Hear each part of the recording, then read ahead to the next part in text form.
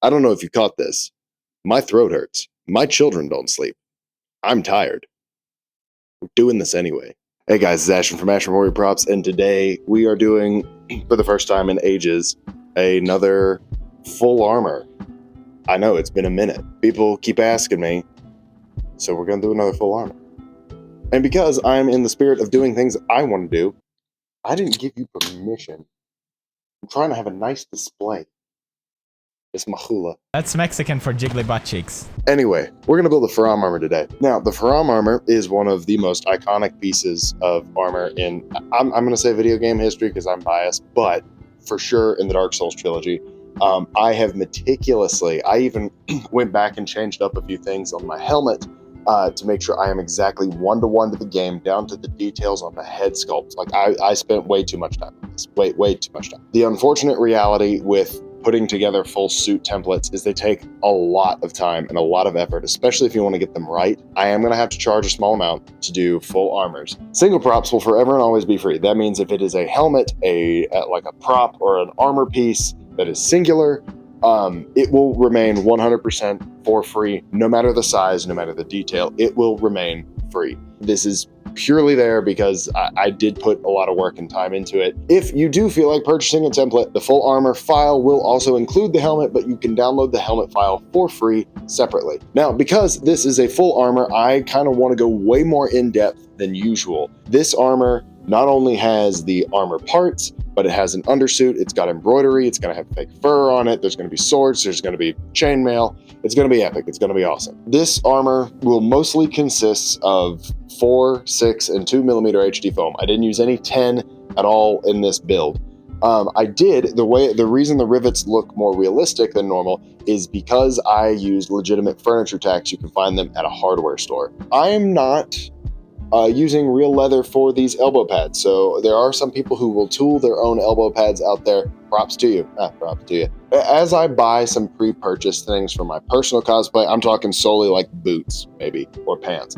The rest of it I will hand sew, I'll machine sew it, but I will sew and do everything else myself. I will pretty much just buy the boots, and I will cover the soft parts in another video. Now, the chainmail is also something to think about before you go into making this full cosplay. Making chainmail is a rough thing.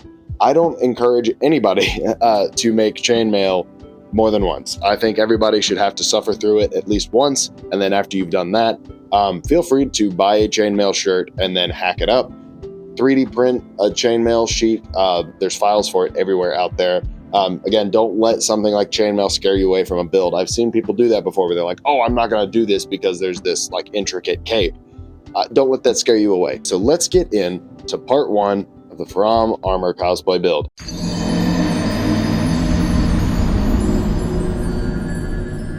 So for starters, we're going to go solely based off the clips that I recorded. Ryan, as you're editing this, I added more clips to the folder. Sorry about your butt.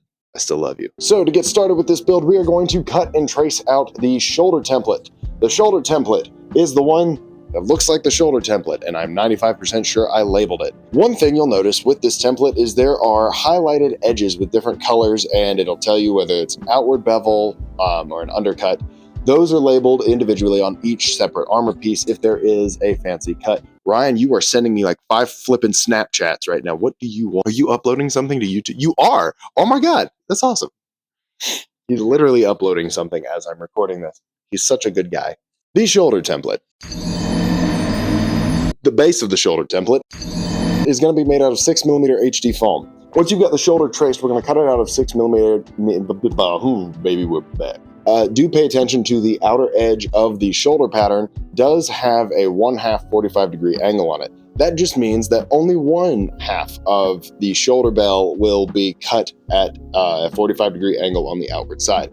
This is to give us this nice sharp peak that you see here. Now, I'm using barge contact cement for this entire build, unless it's tiny things that I'm using super glue. And there's at one point I use epoxy. I'm using barge contact cement for this very specific part. You can apply it both sides. Once it's a little tacky, you are ready to put those 2 halves of the shoulder belt together. Once they're put together, you then have a shoulder belt. Now, there are details to it. We're going to cover the base builds of things first, and then we will circle back around to do the details. Remember, there are 2 shoulder bells, so you're going to do everything you just did twice. Once you've got the shoulders done and ready to go, we're then going to go down to the bicep piece. The bicep piece is that nice kind of square to U-shaped piece that goes right below the shoulder.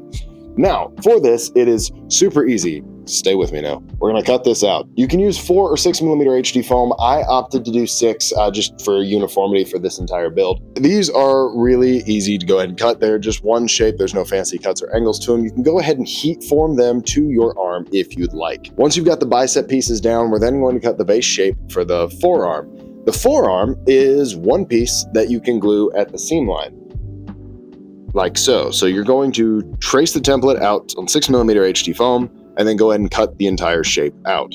Once you've got the forearm pieces cut out, you can see on the outer edge of the template, these are the parts that go together. Once you glue them together, they're going to make that nice semi-cylinder. They do. It's not a cylinder, kind of a semi-cylinder. Once you've got the forearm, we're then going to go on to the hand plates. The hand plates are, once again, super simple. There's a more angled square-like shape, and then there's a flat rectangular shape. Now, I don't think I got a clip of it, but I did end up cutting a 45 on the backside, like a little valley on the backside of the knuckle plate, the more rectangular shaped plate. Folded it in half just a little bit to give it a nice crease, just to add some detail. Again, this isn't an overly detailed armor. Once you've got the square shape and the rectangle shape put together, you're then going to attach the rectangle to the square. Do it in a fashion to where it's going to mimic the shape of your hand. You're free to make some C-shaped cuts on there to make it more form-fitted. Sky's the limit, really. One thing you'll notice is in this template, there are some templates for finger plates and a thumb plate. We're going to cover those when we get to the soft parts. So at this point, we now have essentially one whole arm, except for the elbow. Forgot the elbow. Let's talk about the elbow. We're going to trace the template, cut it out of 4 millimeter HD foam, and here's why. For the details, what I ended up doing was similar to how I described doing the details by hand on my shield video, which I think is up. It's up. Yeah, it's definitely up. One thing you can do is lay your 2 millimeter detail out there onto some a tack down like mat, cut your details out, put some tape over it, and then lay it back onto your base shape. You can do that here, you can use a laser, you can do whatever you need. I opted to do the route where I cut the details, laid them on some tape, and then glued those using barge contact cement onto the elbow, the base elbow pad. There is also this trim that goes around the elbow. For this, I used 2 millimeter HD foam. Once I attached it to the base elbow plate, I then rounded it with a stone bit on my Dremel. I know I said we're going to save the details for later, but I didn't. I went ahead and textured the elbow. There's 2 different ways you can do a texture. I always think with fantasy, it's nice to extra highlight the texture. So one of the texture methods I did here was I took some acrylic modeling paste and a texture sponge, and I lightly dabbed it, almost similar to dry brushing and stippling, onto the elbow pad once the details and the trim were already on. Another way you can do this is the tried and true heat and tinfoil method. This is where you take a heat gun or any source of heat, you heat the surface of the foam and heat a piece of balled up tinfoil, and then stamp it like so. What the... I can't read my own handwriting. I saw what you did there. You get back up there. Stop it! Once you've got that elbow textured, you can set that to the side for now. We're going to circle back and do the rest of the arm now. Starting with the shoulder, we're going to talk about the shoulder details. There are these little loop-de-loop swirls that are on the shoulders. Once again, however you feel like cutting out details, cut them out of 2 millimeter HD foam, and then attach them to the shoulder bells in a similar fashion. After you've got those little details on there, we're then going to take a piece of 4 millimeter HD foam and just create a nice strip. Mine is 10 millimeters wide. I'm going to go ahead and glue it onto the shoulder around the base, like so, and then I'm going to round it with a stone bit on my Dremel. One thing I did notice with this entire armor, as opposed to a lot of other armors in the Souls trilogy, is the details on here are not flat or sculpted to a peak. They are rounded, which is actually really neat. I like it. So that's one thing you're going to do on all of the trim in this armor is round it off just a little bit. Once you've got that trim on there and it's rounded, we can then go on to the bicep. Once again, for the details on the bicep, the placement is made in the template, so if you need to lay that on there as kind of a stencil or a guide. For the bicep piece, we're going to do the details and we're also going to add some rounded trim to it. The only alteration I made there was the trim around the bicep is 2 millimeter HD foam. So you can attach that with Starbond CA glue or Bob Smith CA glue, and then round it off once it's attached. Now, one thing I do want to touch up on here, I've been doing this a lot lately, and it's just to keep my foam builds really clean. If you've got extra glue laying around like I did on my shoulder, you can go back with some acetone and a cotton swab or a cotton ball or a piece of paper towel and just kind of go in circles around the acetone, and that will get rid of it'll loosen it to where you can peel it off. So if you're into cleaner builds, you can take some acetone and just rub it where you've got extra glue. Once you've got the shoulder and the bicep together, you can go ahead and attach those if you'd like. My original plan for this was to keep them separate and attach them with a hinged rivet. I opted just to attach them together. I am molding and casting this armor for me and several friends. We're going to do like a Faraam squad. So I opted just to keep it simple and attach them and make it one piece. Now that we're done with the bicep and shoulder, we're going to move on to the forearm. The forearm doesn't have much in the way of details other than some more trim. Once again, for the trim around the forearm, I took a 10mm wide strip of 4mm HD foam, wrapped it around the top and the bottom, not around the U shape at the inside of the forearm piece. Once that's on there, once again, I rounded it with a stone bit on my Dremel.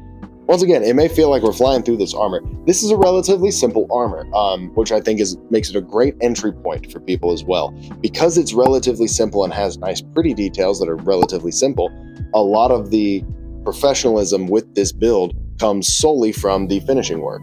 Once that's done and dusted, we can then go ahead and start adding rivets to the forearm and the shoulder.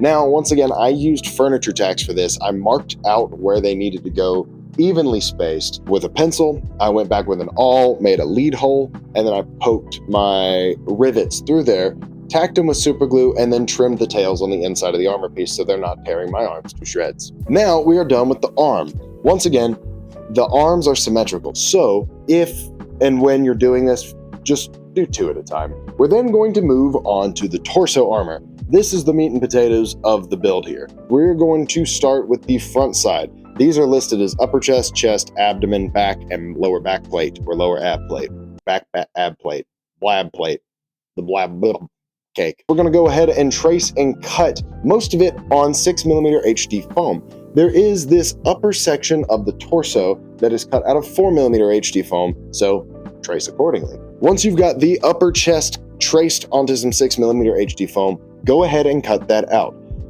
Keep in mind, because there's this nice peak at the front of this, we are going to cut one side at a 45-degree angle. So when we attach it, it gives us this nice peak. Same story applies for the 4mm upper chest piece. Once you've got the upper chest piece cut out, you can go ahead and glue that together. You can go ahead and glue the upper chest as well, or the base chest. You can glue the base and the upper chest together as well. Moving on, we then have the ab plate. The ab plate is the part that goes around your abs. The ab plate, I think in the clips, I already have the details on there. You can go ahead and add the details whenever. They're super simple. They just follow almost right along the center and going along the bottom in an L shape. You can go ahead and cut the ab plate in a similar fashion to how we cut the upper chest and the lower chest. Now, before we move on, we're going to add a piece of trim to the chest base here. This piece of trim is done out of 4mm HD foam, and the inside is cut at an outward 45-degree angle. What this is going to do is allow us to have it flare outward like so once it's glued on. Hold on, I'm gonna admire my paint job for a minute. Yeah, looks real. That looks metal. That's metal, but it's foam. Do you hear that? It's foam. Where the hell was I? After you've got the trim on, we can go ahead and attach the upper chest piece to the base chest piece. Follow the interior neckline and the outer edge of the base plate as kind of your aligning points, following the center to also make sure it looks symmetrical. Now, if you look closely on the template, there's a little bit of extra 6mm base showing out from underneath the 4mm upper chest. That is there on purpose. I was just sticking to pure accuracy. So that's what it does. You didn't apply it wrong. I just am a slave to accuracy. After you've got that upper chest glued on to the base chest, you can, if you want, go ahead and add this 4mm trim that goes around the ab plate. It will just attach to the base of the ab plate. You can either mount it flush to the base or mount it 4mm up from the base along the bottom edge. Once again, all of the trim on here has a light rounded edge to it, so go ahead and do that as you build. Once that's done, this is again completely optional. I opted to keep the torso as one piece. My original plan was to kind of style this in the way of clone armor, was to have your upper body and then your abdomen plate be separate so that way you can get movement. However, with the way I'm molding and casting this, that's not going to be necessary. So you can attach the ab plate to the upper chest if you want. It's not necessary though. We're then going to go to the backside. The backside is relatively simple. There is a main back plate. The main back plate has 3 darts cut into it. This is done out of 6mm HD foam. Make sure to cut your darts really nice and evenly so when we glue them together, you're not having to worry a whole lot about seams. Once the back plate darts are cut out and glued together, we can then glue the 2 halves of the back plate together to create the upper back plate. Now, the upper back plate also has a piece of... Where did the upper back plate go? I didn't attach it to the mannequin.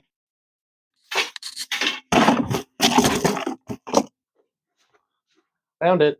Once the 2 halves of the backplate are together, you can go ahead and attach those details. Again, the details I may seem like I'm skimming over just a little bit, but they are super easy to attach here, picking your method of choice, either using super glue with a fine tip nozzle or spray glue or large contact cement. Sky's the limit. There is no trim on the backplate. The only piece of trim on the backplate comes on the lower ab or on the back ab plate. Back ab plate can be done out of one piece if you flip and trace that template. Create one piece out of 6mm HD foam, and then you can simply attach a piece of trim along the base like you did in the front. At this point, we are essentially done with this armor build. Now, the remaining pieces of this come from the details and the rivets. There is an absurd amount of rivets on this armor. One thing, once again, that I like to do is mark my rivets across the entire suit of armor, mark it with an awl, punch it, CA glue it, and then trim the tails on the back. So, one thing I've been doing lately is using this Alex Flex flexible spackling, and it's sandable. If you have any gnarly seams like along your darts or want to gap fill the bridges on the trim, you can go ahead and do that now. This stuff is super easy to apply. You can kind of scoop it up out of the tub and wipe it on there, or like if you have it in nozzle, like squirty tube form, you can squirty tube it and then smooth it out. Once it's dry, you can then go back and wet sand it and blend it in with the rest of your build.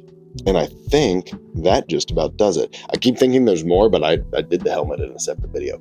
I really hope you guys enjoyed. Again, I want to do more full armor builds, and I will get more back into the swing of it. Actually, as of the recording of this, the Helldiver template, which has been selling incredibly well over on my website, I have already started the recording for that entire armor. So if there's anything Dark Souls or anything else fantasy related that you want to see on this channel, please feel free to let me know, and I'm more than happy to take a look at it, especially if it is Dark Souls. That's the fastest way to get on my watch list. My good watch list. Do I have a good watch list? I really hope you guys enjoyed, and do be on the lookout for when I cover the soft parts or the belts or the attaching or whatever. I know immediately people are going to ask, well, how did you paint your foam to look like real metal? I plan on doing a tutorial about that as we speak. As soon as I hit end record here, I'm recording a paint tutorial for a shield, that shield. If you want an awesome Dark Souls t-shirt, my wife has been making these nerdy travel posters, and they're awesome. This is Visit Scenic Mahula. There's a link to those in the description. If you want to keep tabs with me, or if you build this and want to show me any social media that I'm on, good place to send it to me. Because I'm always super interested when you guys build stuff. Yeah, I think that's about it. It's thumbnail pose time.